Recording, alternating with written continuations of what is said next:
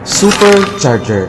Pag narinig natin ito sa isang vehicle, alam na kagad natin na kaya nitong mag-produce ng napakalakas na power.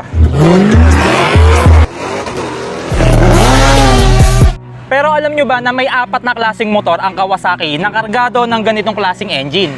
Yun ay ang ZH2, H2SX, H2 at ang pinakabig daddy ng lahat walang iba kundi ang H2R. Without a doubt, talaga naman napakaganda ng mga motor na to. Kaya nga minsan sa buhay ko, ninais ko din na masubukang mapatakbo ang mga motor na to, no? Maswerte tayo dahil isa na dito ay nasubukan na natin. Yun ay ang ZH2 ni Kuya Nudge. Pero this time, isa na naman sa H2 family ang ating ire-review. Walang iba kundi ang 2019 Kawasaki H2SX SE.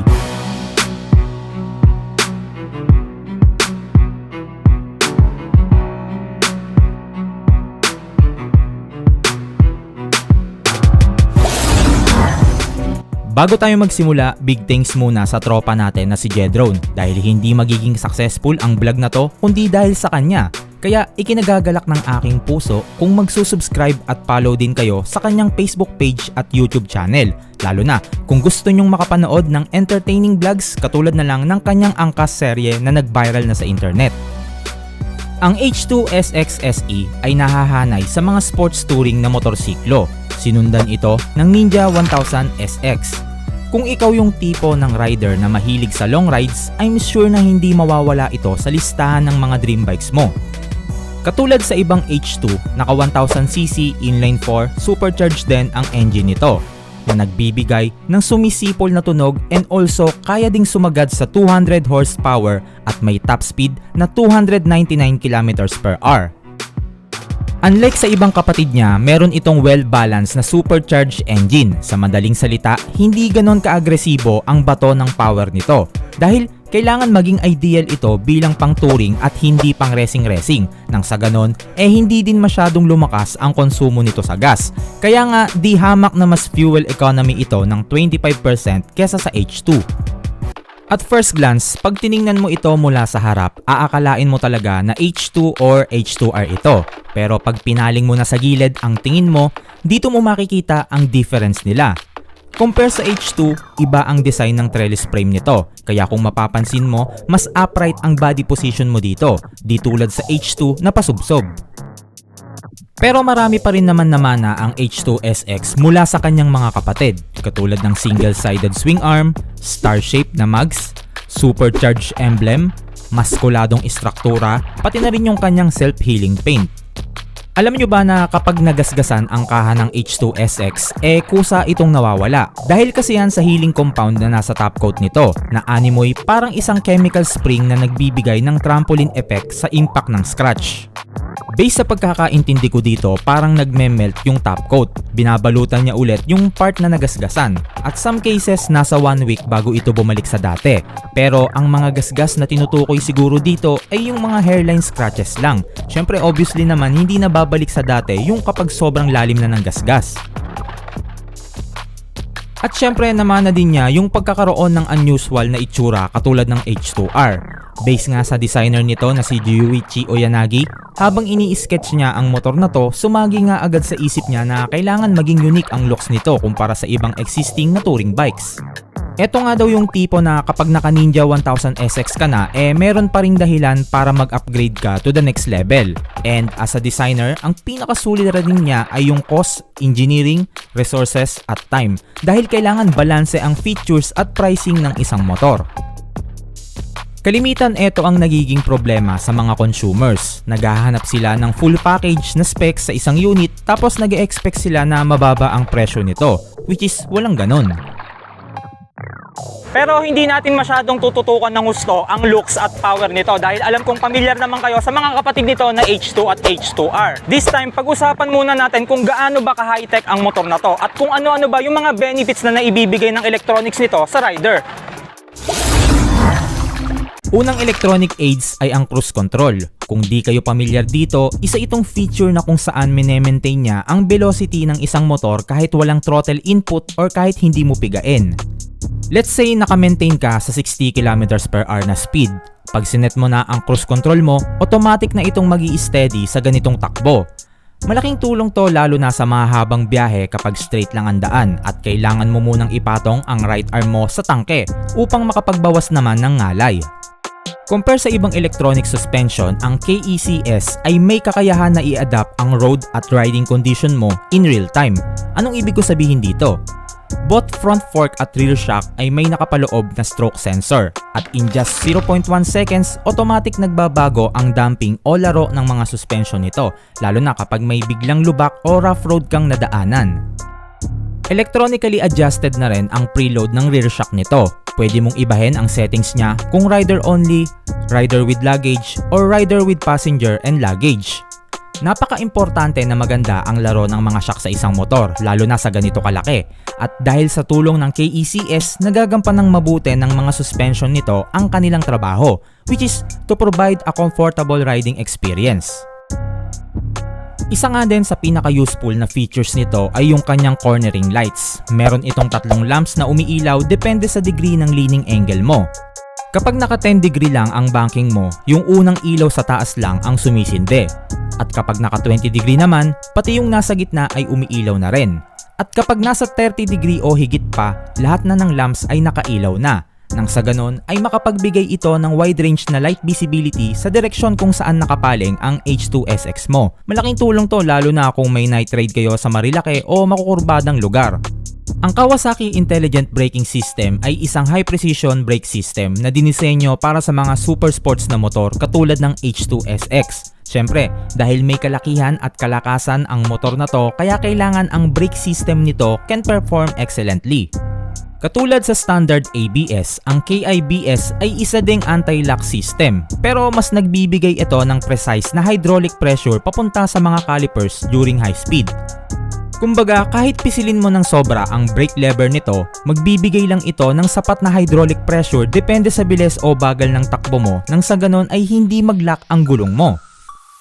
Ang ABS nito kasi ay nakalink sa ECU, kaya nakakaya nitong ma-monitor ang throttle position, caliper hydraulic pressure at engine speed upang ang mga preno nito ay magbigay lamang ng sapat na kagat ng naaayon sa kailangan lang ng H2SX. Kawasaki Cornering Management Function. Isa din ito sa pinakapaborito kong features sa H2SX dahil pinapanatili nito ang smooth na transition throughout the corner mula pagpasok at paglabas mo sa apex. Minomonitor kasi nito ang engine at chassis orientation ng motor. Kapag na-detect niya na nakatagilid na ang H2SX, that means papasok ka na sa isang kurbada. Kaya ang ginagawa ng ECU nito, ina-adjust niya ang brake force at power output upang hindi ka mawala sa balanse habang kumukurba. Minsan nangyari na rin sa akin to, medyo napabilis ang pagpasok ko sa kurbada. Tapos natatakot naman ako na itagilid ang motor ko at pisilin at apakan ng todo ang mga preno dahil baka dumulas naman ako. Kaya lang, ang naging resulta nag-overshoot naman ako. Kaya sa tulong ng cornering management, napakababa ng tsansa na mangyari ito sa H2SX SE. The rest sa ibang technology nito ay common na at marahil pamilyar na kayo, katulad ng traction control, launch control, power mode, assist slipper clutch, engine brake control, quick shifter, ergo fit at marami pang iba. Ito nga ang pinaka-high-tech sa lahat ng H2. Kaya lang, ito din naman ang pinaka-mabigat. Sa timbang nito na 260 kg, masasabi ko na hindi ito smart option to buy kung ito ang gagawin mong first big bike. Dahil kailangan meron ka munang sapat na karanasan sa ibang biggies in order to handle this heavy and powerful machine. Sa case ni Jedrone, naka ZX6R naman siya before kaya familiar na siya sa behavior ng isang big bike.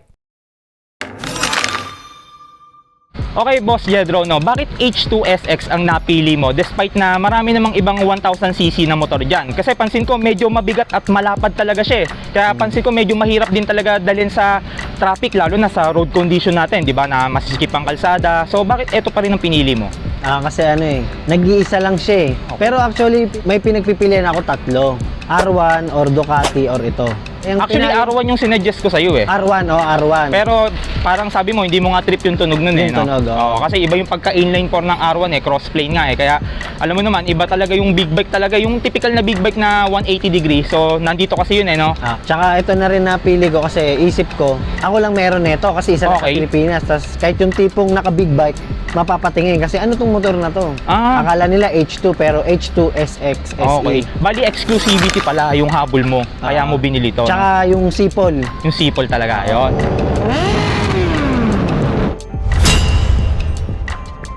Okay, no, sabi nga nila lahat na daw ng kailangan mo ay nandito na sa motor na to. May power, magandang forma, reliable, punong-puno ng electronics. Kumbaga, full package na talaga, no? Ngayon, boss, sa dami ng magagandang katangian ng motor na to, alin dito yung pinaka nagustuhan mo at paborito mo at bakit? Isa na rin yung cornering lights. Cornering Kasi lights. pag bumangking ka kung pakaliwa, kusa siyang bubukas. Kusang yung ilaw. umiilaw. So maganda siya gamitin lalo na sa makukurbadang kalsada, no? Pag inabot ka ng gabi, no? Tsaka yung distinctive sound niya, Oh, kahit di mo makikita, H2, supercharged. halimbawa, nasa loob ka ng bahay, tapos parang may dumaan na motor, putya, sumipol ah. Sipol, oh. Doon mo makalalaman na may supercharged or H2 yun. Kumbaga distinctive yung sound kasi niya, no? Sports touring lang. Kasi okay. di ba may una mo nang in-interview, may ZX6 Oh, Aram. medyo nakakapagod Sports bike. Oo. Ito naman isip ko, sports yung mukha niya, pero pang touring Pang touring yung body position. body position. Okay, so yung pala pinakamagandang benefits nito, no? Syempre boss, hindi naman tayo makakakita ng sobrang perfect na motor eh. Kumbaga, ano naman sa H2 SX ang pinakaayaw mo? Yung timbang lang niya, medyo mabigat talaga. Mabigat talaga, no? sa- Halata naman eh. Kung makikita nyo sa personal, napakalaki talaga. Kumbaga, pag sinabing kalabaw, ito yung meaning nun, kalabaw talaga. Kasi malapad din, di ba? Malawak. Kumbaga sa basketball, ito yung Shaquille O'Neal eh, no? Ayun. Yan, yung sa bigat talaga. Pero hindi ka naman nahihirapan i-maneuver. O, Sa una, pero nung nasanay na, okay naman. Balita ko, winiwili mo na daw. Hindi Ay, hindi ba? Bago ko makalimutan, may center stand na nga rin pala ito, kaya hindi na rin tayo mahihirapan na i-maintain ang cleanliness ng kadena nito. Based on my experience, doable naman na ilip siya kahit mag-isa ka lang, pero mabigat talaga siya kung sa mabigat. Napaganda nga rin yung SC project nito dahil mas lalong na highlights ang single-sided swing arm niya, and also naka-Brembo Stylema calipers na rin ito. Overall, in my own opinion, hindi ako ang target market ng motor na to dahil medyo may kabigatan at kalakihan talaga siya. At kung comfort-wise ang usapan, hindi siya applicable sa kalsada ng Pinas na medyo masikip at laging traffic. Ideal talaga ito sa American or European countries na malawak ang kalsada at malalayo ang pagitan ng bawat syudad. Pero kudos pa rin naman ako sa Kawasaki dahil nakapag-produce sila ng motor na sa tingin ko kung specs ang pag-uusapan wala ka nang hahanapin pa.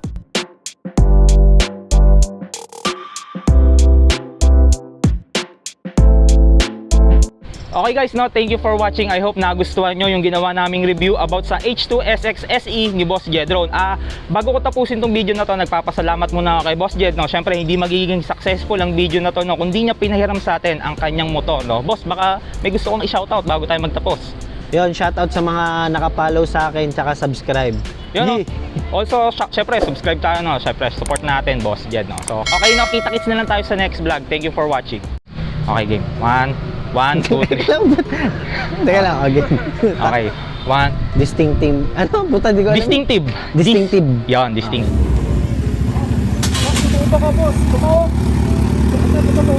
Nasa nakaliwa. Tumaw mo ako. Ulo po to.